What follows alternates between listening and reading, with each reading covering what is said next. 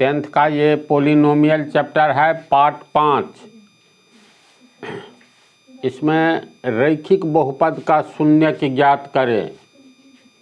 इसके बाद है द्विघात बहुपद का शून्यक ज्ञात करें। तो रैखिक बहुपद का तो इजी है, द्विघात बहुपद का पूर्ण वर्ग विधि आना चाहिए।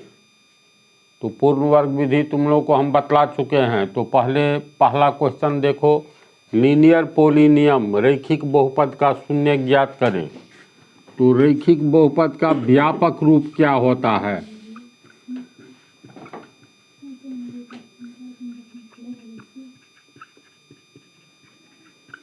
रैखिक बहुपद का व्यापक रूप होता है ax प्लस c, जहाँ पर a का मान शून्य नहीं होना चाहिए, जहाँ a is not equal to शून्य तथा a एवं c रियल नंबर्स हैं, वास्तविक संख्या।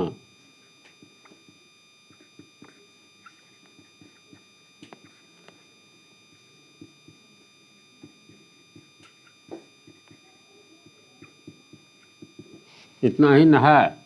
बहुपद रैखिक बहुपद का ये व्यापक रूप है। तो रैखिक बहुपद हो या द्विघात बहुपद हो या त्रिघात बहुपद हो, कोई भी बहुपद हो, इसका शून्यक निकालने के लिए हमें बहुपद को ही शून्य बनाना पड़ता है। तो बहुपद में वेरिएबल x है, तो इसको हम लोग लिखेंगे f(x) p(x), polynomial x variable वाला पोलिनोमियल, इसका नाम रख दिए ax प्लस c का। तो शून्यक बनाने के लिए दिए गए बहुपद को शून्य के बराबर करना पड़ता है। तो शून्यक बनाने के लिए हम लोग लिख सकते हैं px बराबर शून्य।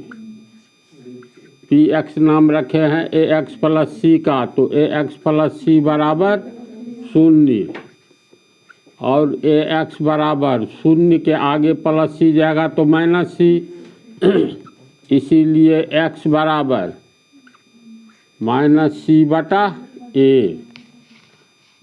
अब यहाँ पर ये c है क्या? तो c अचर पद है। जैसे द्विघात ये रैखिक बहुपद लिखेंगे तो 5x प्लस 10, जिस बहुपद का घात 1 हो उस बहुपद को हम लोग रैखिक बहुपद या एक घात वाला बहुपद कहते हैं। तो यहाँ पर अगर ये लिखते हैं तो ax प्लस c, देखो a हो गया तुमको रियल नंबर, वास्तविक संख्या, और c हो गया अचर पद, वेरिएबल नहीं है बल्कि नॉन वेरिएबल है। तो c माइनस तो रहेगा ही, और c वास्तव में क्या है? तो अचर पद, तो लिखेंगे अचर पद।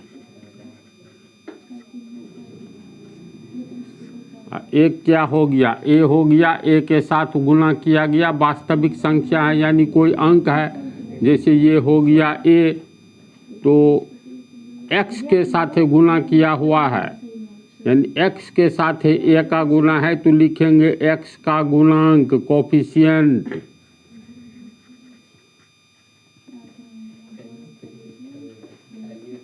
तो इस तरह ये x जो हुआ ये रैखिक बहुपद का शून्यक हुआ, और रैखिक बहुपद के एक शून्यक होते हैं। द्विघात बहुपद का घात, द्विघात बहुपद के 2 शून्यक, त्रिघात के 3 शून्यक। तो इसको समझ गया ना? यही हो गया तुमको आंसर। शून्यक ज्ञात करे, तो शून्यक, इसलिए रैखिक बहुपद का शून्यक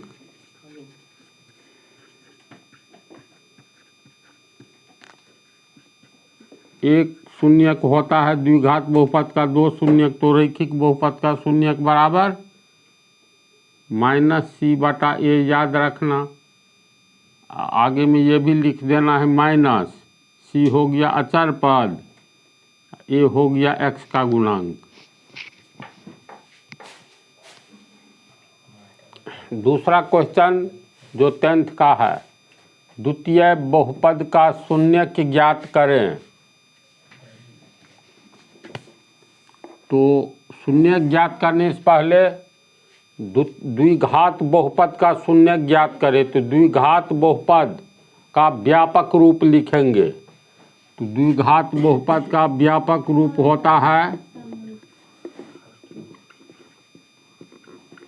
ये तुम लोग को पिछले पार्ट में ही शायद बतलाया है ना, ax² plus bx plus c बराबर 0।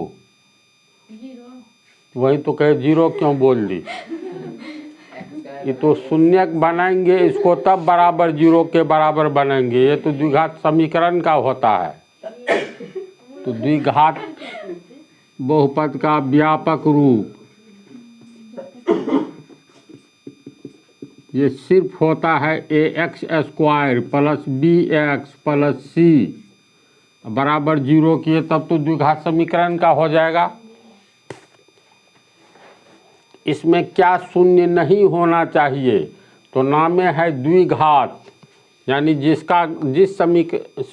बहुपद का घात 2 हो उसे द्विघात बहुपद कहेंगे। तो अगर a का मान शून्य ले लेंगे तो x² गुने शून्य ये शून्य हो जाएगा, तब बच जाएगा bx प्लस c, तब ये एक घात वाला हो जाएगा। इसीलिए a का मान कभी शून्य नहीं होना चाहिए। तो लिखेंगे जहाँ a is not equal to शून्य तथा ABC क्या है, ABC वेरिएबल तो x है, तो ABC वास्तविक संख्या है, रियल नंबर्स, तो लिखेंगे तथा AB एवं C वास्तविक संख्याएं हैं। संक्षेप में भी ऐसे लिख सकते हैं। तो द्विघात बहुपद का शून्यक निकालने के लिए, किसी भी बहुपद का शून्यक निकालने के लिए उस बहुपद को शून्य के बराबर बनाना पड़ता है। तो इसका अर्थ है द्विघात बहुपद का शून्यक निकालने के लिए ये पंक्ति लिख करके फिर में लिख दिया है। द्विघात बहुपद का शून्यक निकालने के लिए द्विघात बहुपद को शून्य के बराबर करना होता है, इसलिए ax² plus bx plus c बराबर शून्य लिखेंगे। अब बाईं ओर जो ये आया है इसका हम लोग गुणनखंड विधि नहीं बल्कि पूर्ण वर्ग विधि, गुणनखंड विधि से निकलेगा ही नहीं, तो पूर्ण वर्ग विधि के द्वारा इसका गुणनखंड निकालेंगे। तो किस तर्ज पर निकालना है, तो a प्लस बी के होल स्क्वायर बराबर a² plus 2ab plus b² के रूप में इसको लिखना है। कहने का अर्थ ये हो गया, तो इसको लिखना है a² plus 2ab plus b² के रूप में लिखना है। पूर्ण वर्ग विधि में यह न होता है, ये किसका वर्ग है, होल स्क्वायर, तो a प्लस बी का होल स्क्वायर है, बोलो है, a प्लस बी का होल स्क्वायर बराबर इतना। तो इस रूप में लिखेंगे। तो इस रूप में लिखने के लिए ax² यानी a² बराबर यहाँ हो गया ax², इसीलिए a बराबर कितना होगा, √* ax², x निकल जाएगा बाहर, a रह जाएगा रूट में, तो a के जगह x√a होगा। तो इस पंक्ति को यहाँ से लिख रहे हैं, इसके बाद की पंक्ति इसको लिखेंगे a² के रूप में। तो a का मान हुआ x√a, तो x√a का whole square, a² plus 2, a के स्थान पर क्या है, a के स्थान पर x√a गुने b। तो b का मान कैसे निकालेंगे, तो पूर्ण वर्ग विधि का आना जरूरी है।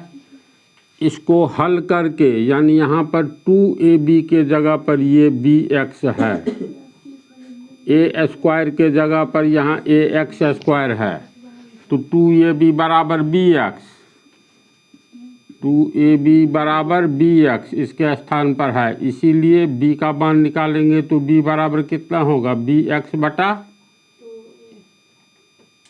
2a।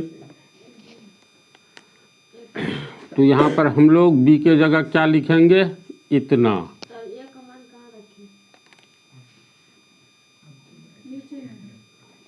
तो देखो 2ab के स्थान पर bx है, यहाँ पर लिखे हैं 2a, नीचे में यहाँ पर 2a, यहाँ b का मान रहेगा ना जी, यहाँ पर एक मान रखिएगा तब निकलेगा। हाँ यहाँ पर एक मान रखिएगा, bx बटा 2, a का मान कितना, x root a। x root a। सही बोली तू लोग, ये कट गया, b बटा 2 रूट a, तो गुने b बटा 2 रूट a हो गया ना। अब आगे क्या करेंगे, प्लस बी स्क्वायर की जगह पर ये नहीं है, ये अचर पद है, संख्या है, इसलिए पूर्ण वर्ग विधि काफ़ी डिटेल में बतलाए हैं। तो प्लस बी स्क्वायर, तो बी का मान तो ये हुआ ना, तो प्लस बी बटा 2 रूट ए का स्क्वायर। हम लोग इसको तो ऐसे किए हैं ना, इसमें बी एक्स के जगह ये लिखाया है, फिर सी है, तो ये फालतू हो गया, तो जितना जोड़े हैं उतना घटा देंगे, यानी b बटा 2 रूट ए होगा इतना। अब ये कट जाएगा, बच रहा भी सी लिखना, तो प्लस सी बराबर के आगे 0। देखो अब पहली पंक्ति ये, दूसरी पंक्ति ये हो गया, यानी इसको यहाँ पर a x square plus b x plus c बराबर 0, आगे की पंक्ति ये लिखाएगी,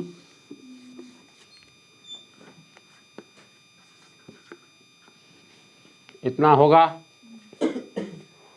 यहाँ से हम लोग ये हो गया ए स्क्वायर के जगह पर plus 2ab plus b square, तो इसको यहाँ से हम लोग घेर देते हैं, तो ये किस तर्ज पर है, a square plus 2ab plus b square, इस तर्ज पर आ गया, इसको आगे दे देंगे, तो ये ए प्लस बी के होल स्क्वायर के तर्ज पर आ गया, ए के जगह एक्स रूट ए है, तो एक्स रूट ए यानी ए प्लस बी का होल स्क्वायर, तो बी के जगह पर बी बटा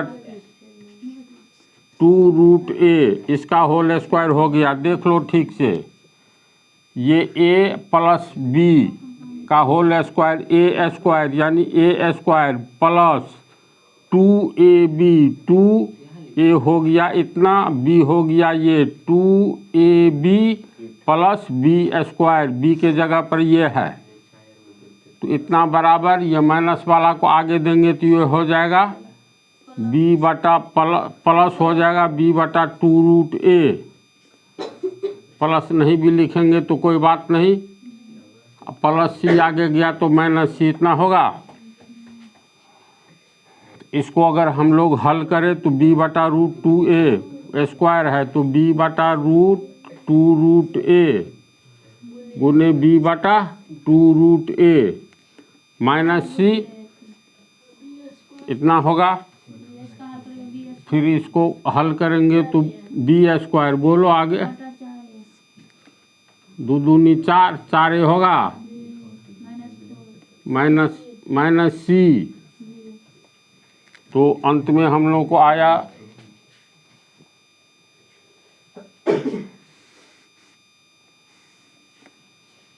ये आया है, यानी बी स्क्वायर बटा 4a माइनस सी, लघुत्तम लेंगे तो 4a बी स्क्वायर माइनस, किसी को शंका नहीं ना है, ये तो भिन्न जोड़ टाइप का है, इतना हुआ। चलो इसको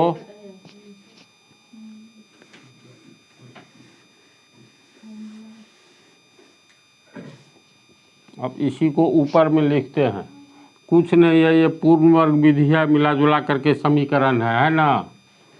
अब इतना स्क्वायर में से पहले चलो ये x root a plus b by 2 root a का होल स्क्वायर बराबर हो गया b स्क्वायर माइनस 4ac बटा 4a। इसके आगे क्या करना है बोलो? स्क्वायर को हटाएंगे तो क्या होगा?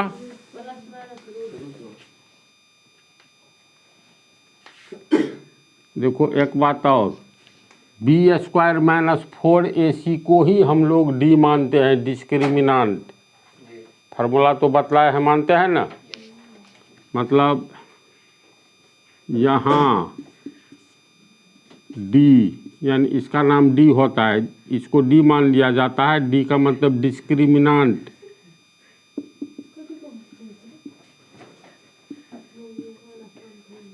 हिंदी में है ये विवेचक।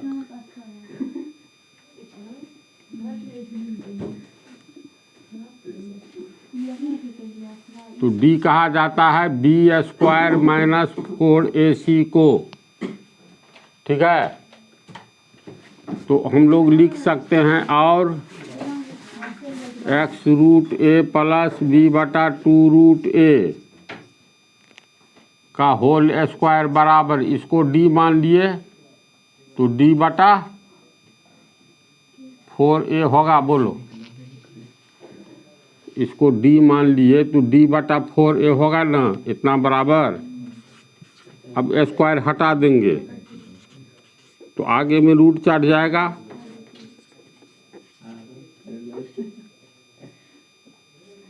स्क्वायर हटा, आगे में d बटा 4a। ये कितना हो जाएगा? प्लस माइनस रूट d, नीचे में 4 का 2 हो जाएगा वर्गमूल, a रूट में रह जाएगा। कितना होगा बोलो? अतः x root a plus b बटा 2 रूट a बराबर एक बार होगा प्लस रूट d बटा 2 रूट a एवं दूसरा माइनस d बटा 2 रूट a। इतना होगा।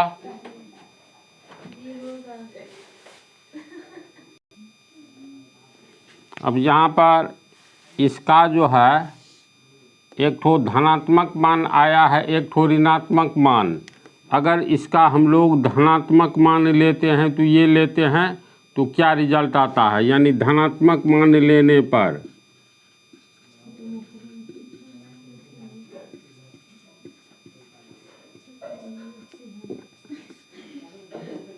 धनात्मक मान x root a plus b बटा 2 रूट a बराबर धनात्मक मान हो गया d बटा 2 रूट a।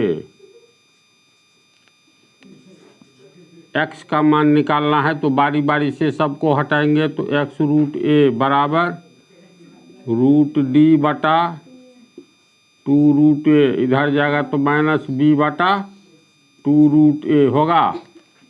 दोनों समान है तो लघुत्तम भी हो गया 2 रूट a।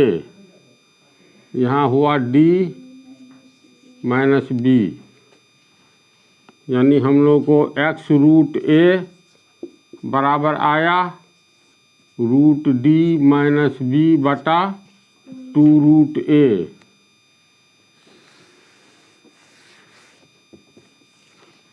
इसीलिए x बराबर root d minus b 2 root a। ये रूट a कहाँ आएगा? नीचे में आएगा। तो ये हो गया root d minus b 2, root a गुना होगा a। माइनस को पहले कर दो, माइनस b, यहाँ प्लस छिपा है तो प्लस रूट d बटा 2a। इसीलिए x बराबर minus b plus root D का मान दे दो b² - 4ac, या डी ही रहने दो, कोई अंतर नहीं पड़ता है। यहाँ हम लोग ऐसे भी लिख सकते हैं या -b प्लस रूट डी बटा 2a। तो x का एक ठो मान निकला। इसको हम यहाँ लिख करके अलग रखते हैं। x का एक मान निकला, x बराबर इतना या इतना, यानी -b plus root D by 2a। D बराबर याद रखना b² - 4ac को d कहा जाता है। ये तो हम लोग धनात्मक मान लिए थे। अगर ऋणात्मक मान लेंगे तो इतना बराबर इतना। अब प्लस में एक बार माइनस में था तो ऋणात्मक मान में खाली क्या होता है, माइनस यहाँ लगा देना है ना। अब माइनस लगा दिए तो देखो ये यही इसी तरह लिखाएगा, ये यहाँ खाली माइनस आ जाएगा, ये वाला ये प्लस वाला आगे गया तो माइनस रहेगा ही। इसमें कन्फ्यूजन हो जाएगा तो मिटा करके ही हम चल जाएगा पता। यहाँ माइनस लगा, दोनों का लगतम वही हुआ। यहाँ खाली माइनस लगेगा, हिसाब किताब बैठाओ, आएगा ना। तो फिर x रूट a बराबर, देखो यहाँ खाली माइनस लगाना है। अब x बराबर रूट a तो नीचे गया, यहाँ खाली माइनस लगेगा, यहाँ भी माइनस लगेगा। ये माइनस b को पहले कर दिए तो माइनस रूट d को आगे करेंगे तो यहाँ माइनस होगा। यहाँ पर मान निकल गया तो d का अर्थ ही हुआ b² - 4ac रूट में। तो यहाँ d का मान लिख दिए हैं पूरा, माइनस है तो यहाँ माइनस हो जाएगा, यहाँ भी माइनस हो जाएगा। तो x का एक मान निकला इतना, दूसरा मान ये निकला है ना। तो लिखेंगे एवं -b, अब प्लस के जगह एक बार माइनस दे दो, रूट d बटा 2a। अब x का ये दो मान निकला तो x का पहला मान बहुपद का पहला शून्य कहलाएगा, x का दूसरा मान बहुपद का दूसरा शून्य कहलाएगा।